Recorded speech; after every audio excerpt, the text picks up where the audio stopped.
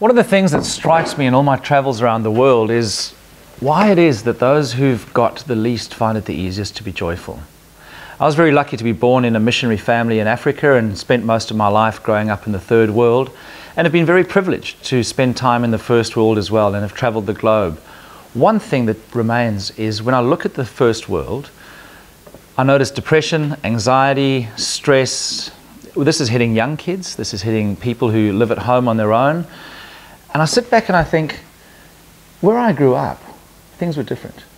In a functioning third world village, people just seemed to be happy on a daily basis, even though their circumstances weren't fantastic. Now, I'm not trivializing war, AIDS, famine, or poverty here, but if you think about a functioning third world community, there is something going on there. And my big question is, why is it that those who have so little find it easy to be joyful, and yet we in the West, who seem to have so much, are battling?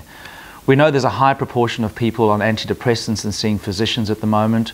We know that there is a high level of disengagement in workplaces, and this has an impact on individuals, their marriages, their families, and even the community. The question has sat with me for years, and what I did was a lot of social research, and the funny thing is 99.9% of people that you make the statement to seem to agree.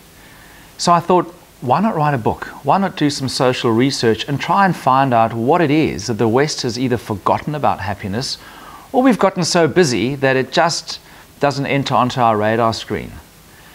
After years of social research, I've come up with a book, Lessons in Happiness from the Third World. The subtitle is How the West Got So Depressed and What to Do About It. And it looks at some keys, some very basic things that the people in the third world do that holds their community together, provides them with a sense of purpose, and on a daily basis they just seem to be joyful in the moment regardless of what's going on around them. It was a time in my life that actually tilted me and pushed me into writing the book. I'd just gone through my own personal depression, and I'd reached a stage where I was in quicksand and I felt that there was no point in going on. And something happened, a transformational moment and a transformational conversation, just one thought that took me out of the quicksand and put my feet on solid ground. At that point I could breathe again, but I realized there was a lot of work to be done for me to fully find who I'd been from a child. There are a whole lot of steps that I followed to do that, and they're based on the wisdom and the principles, again, of the third world. And that was the thing that tipped me into writing this book. The book looks at three key things: community, purpose, and gratitude. And what I find really interesting is relating that back to my childhood. I can remember traveling on missionary journeys with my dad, out in the bush, and what I noticed around me was there was just happiness everywhere. Everybody felt valued, everybody actually really belonged. There was a genuine sense of care and connection. There was family, extended family, everyone had their place. And I look at the West and I go, we've become just so isolated. And at that moment I realized that the tools that I'd used for my own happiness were based on third world principles. So that prompted me to write the book, and the book explores these things that we've forgotten in the West, but more importantly, it's full of ideas and thoughts as to how you can regain your own happiness as well.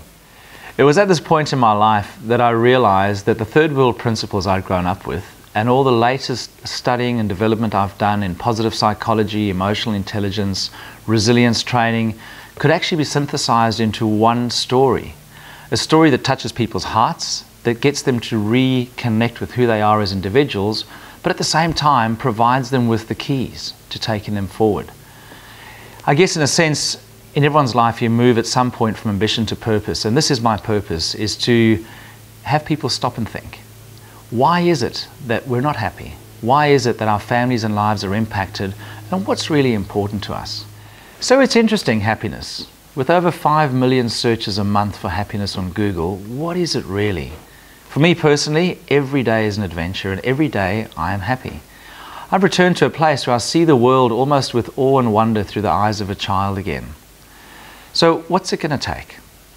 I really hope that by exploring some of the third world principles in my book and taking things from a menu that work for you, you'll be able to find sustainable happiness on a daily basis, where you wake up every morning thinking, what's my adventure going to be today?